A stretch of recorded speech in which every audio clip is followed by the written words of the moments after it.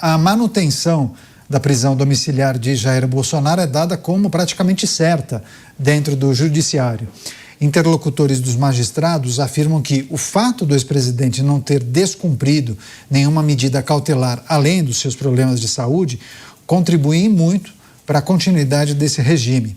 Os próprios ministros, inclusive, acreditam que enviar Jair Bolsonaro para a prisão mais uma vez só serviria para municiar ainda mais os políticos de direita com o discurso de perseguição. O prazo da domiciliar atual se encerra em 2 semanas e a corte vai decidir sobre esse regime.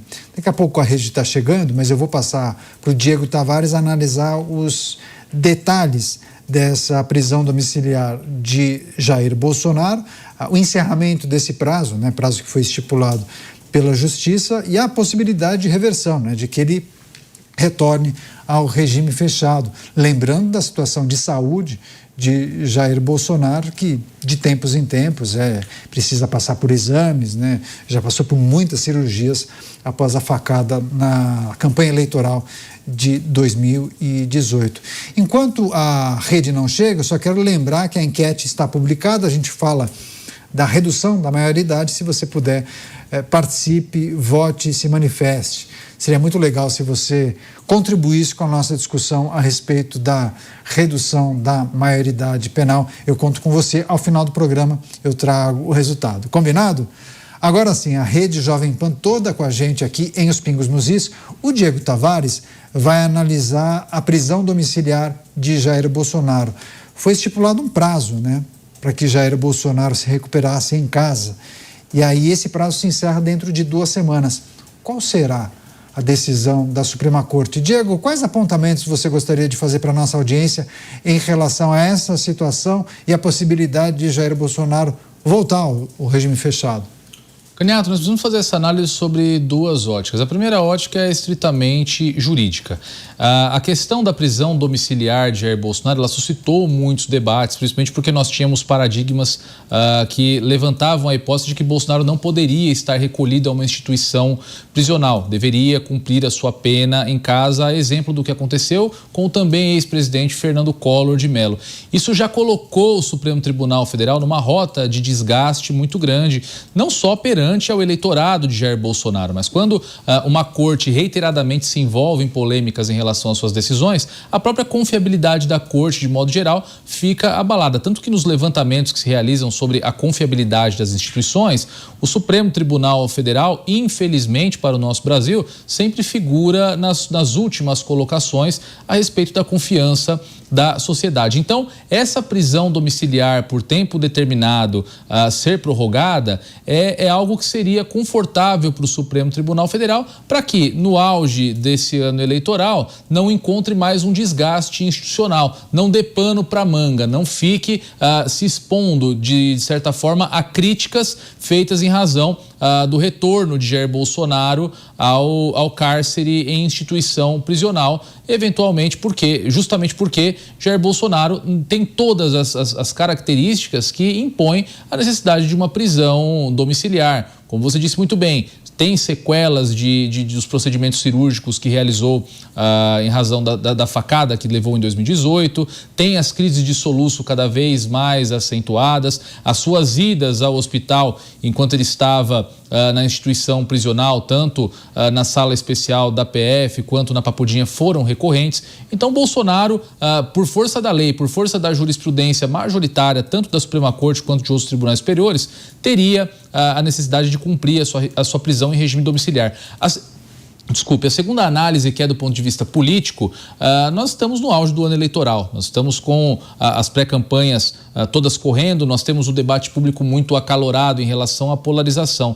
Talvez encarcerar Bolsonaro agora crie um fato político de tamanha magnitude que influencie a dinâmica que nós estamos acompanhando nas pesquisas. Veja só, eu não quero acreditar como advogado, como operador do direito, que o Supremo Tribunal Federal motive suas decisões por questões políticas. Mas, infelizmente, o passado recente e o tom de algumas decisões não nos permitem concluir o contrário, não nos permitem trazer aqui, negligenciar esse tipo de análise também. Então, tanto pela possibilidade de que o Supremo entre numa rota de desgaste novamente encarcerando Bolsonaro, quanto pelo fato político que se cria a partir da prisão de Jair Bolsonaro novamente na Papudinha ou na sede da Polícia Federal, eu acredito que a manutenção da prisão domiciliar, a situação como ela já se encontra, seja a medida encontrada pelo Supremo também, para que a Corte possa entrar num caminho de reconstrução da sua imagem perante a sociedade, enfim, da sua própria reputação. Então, eu acredito que é bem possível que o Bolsonaro seja mantido em casa, cumprindo a sua pena em casa.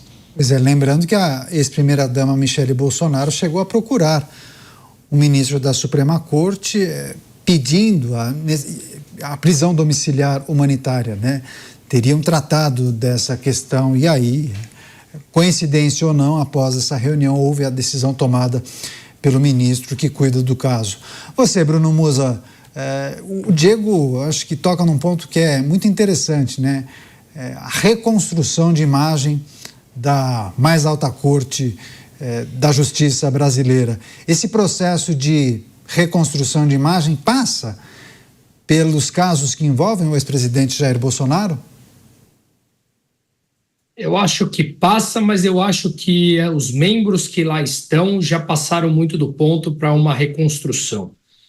Veja, o ser humano tem uma alta capacidade de esquecer por um tempo, mas de alguns fatores, gravar isso para sempre. Eu lembro de uma pesquisa que foi feita mais ou menos uns 10 anos atrás, e as gerações mais novas da Alemanha ainda sabiam falar alguma coisa a respeito daquela hiperinflação que teve no começo do século passado. Claro que eles não vivenciaram, claro que eles não sabem o que era aquilo, mas eles sabiam da existência uma vez que foi passado de geração em geração. Eu que trabalho no mercado financeiro, me lembro há alguns anos atrás, e ainda é muito difícil você passar uma ideia de exercício de longo prazo nas aplicações. Por que isso? Porque nós estamos altamente ainda com as feridas abertas a respeito da inflação. Quem não viveu no mundo profissional, eu era adolescente, lembro do meu pai falando, isso eu carrego comigo. Por que eu estou dizendo a respeito da inflação? O medo que essa máquina pública colocou nos últimos anos com relação a cuidado com o que fala, essa coerção pelo medo realmente das pessoas que não sabem o dia de amanhã, não sabem se pode ao menos colocar o seu posicionamento dentro de casa, em pequenas rodas privadas, em uma rede social. Isso traz marcas. Essas marcas não passam do dia para a noite. Para colocar um monte de gente que está na cadeia de forma irregular, arbitrária com as decisões que foram feitas ao longo dos últimos anos, elas simplesmente passam por um tempo. E esse tempo, na minha opinião, não tem outro caminho que, além do tempo, a mudança das pessoas. Até porque esses que lá estão, Caniato, se mudarem de posição do dia para a noite e realmente forem levar a sério a Constituição brasileira, a coisa pode ficar bastante complicada para membros do Judiciário. Portanto, eu não vejo outro caminho a não ser acelerar nesse processo enquanto as principais figuras lá estiverem, não há caminho para mudança. Mas no momento que isso mudar, haverá sim um período de adaptação. E esse período de adaptação passará por quem são esses novos? Como será que eles agirão? Agora eu posso ser quem eu sou, sem desrespeitar ao próximo, mas ao menos me posicionar sem ter medo com relação a isso? Então eu acho que é um processo de ruptura institucional causada pelas suas próprias ações que chegamos nesse ponto. E não é do dia para a noite. Você destrói ele de maneira mais rápida do que você reconstrói essa imagem. Demorará alguns anos para que o Brasil volte a uma normalidade institucional. Mas o primeiro ponto é parar de cavar. E a gente está longe de parar de cavar nesse ponto.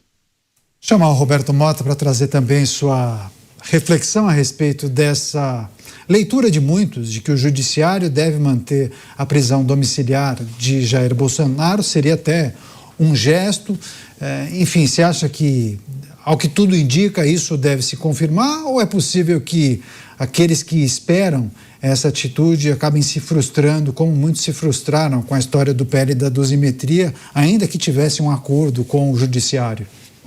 Eu acho isso a continuação de um processo absolutamente impossível de entender, Caniato, porque a preocupação não é com a justiça da prisão, a preocupação não é com a justiça do processo, a preocupação é com o impacto político da prisão.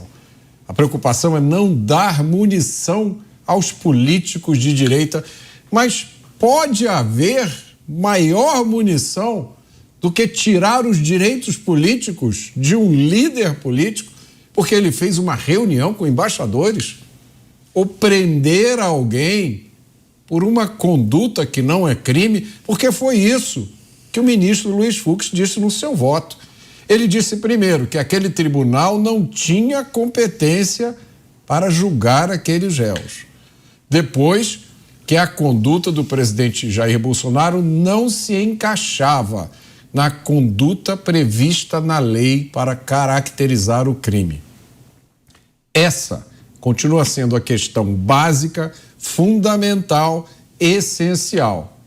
Esquecida essa questão, não existe mais nenhum bom senso ao qual seja possível apelar.